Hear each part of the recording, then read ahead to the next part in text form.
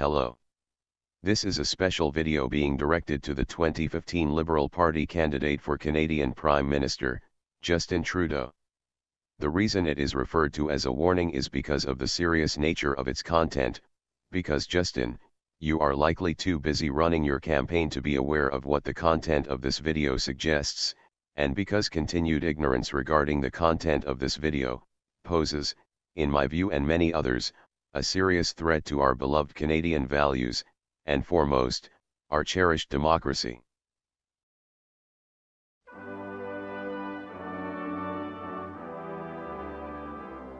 A few days ago, a concerned Canadian citizen, whom I will call my friend, spoke a prayer, asking for guidance after she had received an unusual piece of mail in her mailbox. I heard her prayer, and this video is the answer to that prayer. She lives in Toronto, Ontario. Canada will have a federal election on October the 19th, 2015, and she wants to vote. She is however undecided, so has continued to research and listen to the various parties and their platforms, so she can make an informed decision. My friend is an African Canadian living in the area known as North York, in the Greater Toronto area. The riding that she resides in is called York Centre. Canadian parliamentary democracy being what it is, any citizen eligible to vote votes for the respective party candidate that represents their own particular riding. My friend has been trying to decide whether to vote for the Conservative, the NDP, the Liberal, or the Green Party. She has been listening to and watching televised debates and reading various pieces of literature so as to get a better understanding of the values each party promotes. In the past, my friend has voted for the Liberal Party, so she was for this upcoming election leaning just a little in the Liberal Party's direction. However, she has in no way made up her mind. As I've mentioned, my friend is African Canadian. She is black. In her neighborhood there live a high percentage of other African Canadians. 4 out of 5 tenants renting in the apartment building in which she resides are black. In fact, she lives within visual range of Toronto's only Afrocentric public school. These details are important to bear in mind during this presentation. A few days ago my friend received a pamphlet promoting York Centre's Liberal Party candidate, a man by the name of Michael Levitt. She was rather excited to examine the pamphlet because, like I say, she was already slightly in favor of the Liberal Party. Although, when she proceeded to open the pamphlet, she became alarmed at what she saw, and the final result of that alarm was her prayer, and her firm decision to vote for any available party other than the Liberal Party.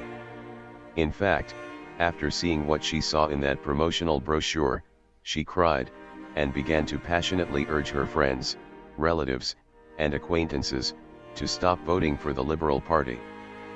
I am now, with my supernatural ability and through the magic of video and the internet, going to show you that Liberal Party promotional brochure. Remember Mr. Trudeau, this is a friendly gesture so that you might become aware of a matter that for all intents and purposes seems to demonstrate a clear and present danger to the Canadian system of democracy as you know it, and if you are a people's champion for equality and democracy, as I know you claim to be, then you should pay close attention to this red flag about to be raised. Alright then, let's take a look at the front cover of the pamphlet. It seems innocuous enough. Simply arranged and colored with the respective party's traditional theme. You see Michael Levitt's name prominently displayed toward the bottom of the page. There will be no trouble remembering it once you get to the ballot box. As you can see, Mr. Levitt is the party candidate for the York Centre riding of Toronto, Canada. Flipping the pamphlet over, one can see you, Mr. Trudeau, in a power stance wearing a button-down blue Oxford with rolled-up sleeves. You appear to be ready to get down and dirty, and maybe even sweat, doing the work that Canadians need to have done. Spread out behind you almost like the wings of an angel, is a decent-sized portion of what we can fairly easily recognize as a red maple leaf, symbolic of course of Canada. Good job. So far, there is pretty clearly nothing very odd, let alone disturbing or dark about this brochure. Okay, let's open it up. You'll notice the brochure is meant to be opened like a book of typical Western orientation. It is therefore important to make special note of what is on the first page that the reader is meant to observe immediately after opening a book, or any printed material organized in the way a book is organized. We are talking about the first impression one is to make, regarding the nature of the material in hand. Our friends, our neighborhoods, our momentum. Inspirational and powerful keywords, individually, and just as they are strung together. Photos of various individuals, placed on the page slightly askew, as though to resemble pictures tacked up on a display board, without being too overbearingly perfectionist. Examine the very first testimonial printed on this very first inner page. It is from a woman who is identified as a community advocate. A rather generalized social identification, to say the least. Apparently, the Liberal candidate promoted in this pamphlet is, in her opinion, an inspiring community leader, and her dear friend. Another mention of community. We should only presume now that the community being referred to here, is the community of York Centre in Toronto. She continues to claim that the Liberal candidate is a dedicated husband and father, who shows that same dedication to this community. So, community is already 3 times strong here. We suppose that community is being emphasized here to drive the point. Very well. But what is perhaps worthy of some curiosity here, is how our very first printed testimonial and item of information, has us bearing witness to the personal opinion one woman has, about the qualitative matrimonial valuation of another woman's husband. Is that not even slightly awkward? Moving on to the second testimony. This is from a man identified as a former president of the Canadian Jewish Congress. He attests to the fact that our Liberal candidate here has been a leader in the Jewish community for 20 years. There we have our all-important community mentioned again, but wait. This is not the same community that our first testifier had been referring to, is it? This gentleman goes on to state that our Liberal candidate is an advocate for a strong Israel, and that in the gentleman's opinion we need an effective voice in the Canadian government to make sure, in his words, that our community is represented. Again, we have that power-imbued term, community, mentioned, and again, we, as careful examiners of politics and doctrine, owe it to ourselves to pause and posit the following question: exactly which community is being so frequently referred to here? Even before producing any clear hypothesis or theory to that effect, we may find ourselves struck once again with an unusual curiosity, whereby a promotional brochure aimed at supporting the candidacy of a member of Canadian Parliament, is so quick to make mention of another country altogether, which geographically anyway is rather far removed from Canada. I was under the assumption that this Canadian federal election had everything to do with the country of Canada, and with Canadian citizens who naturally are, because they are Canadian, of a vast variety of backgrounds, cultures, and ethnicities. Isn't it odd that so very soon into the content of this pamphlet, we are being meant to focus on a question concerning a country other than Canada, namely Israel? And presumably on a community that does not represent a democratic cross-section of the Canadian population at large? Namely, the Jewish community. If someone in a pamphlet like this, meant to bolster support for the candidacy of a Canadian politician, is to allude to the topic of Canada's foreign policy with respect to some specific foreign nation, perhaps that person should be bringing up the topic of Canada's relationship with the United States of America. In every way, but especially spiritually and of course geographically, the United States of America is closer to Canada than Israel.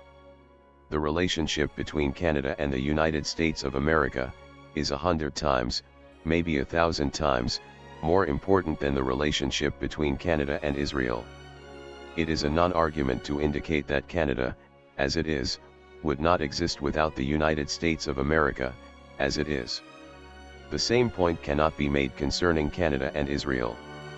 So when we talk about a federal election in Canada, maybe we ought bring up the subject of Canada's relationship with the United States of America, at least long before we mention any other country.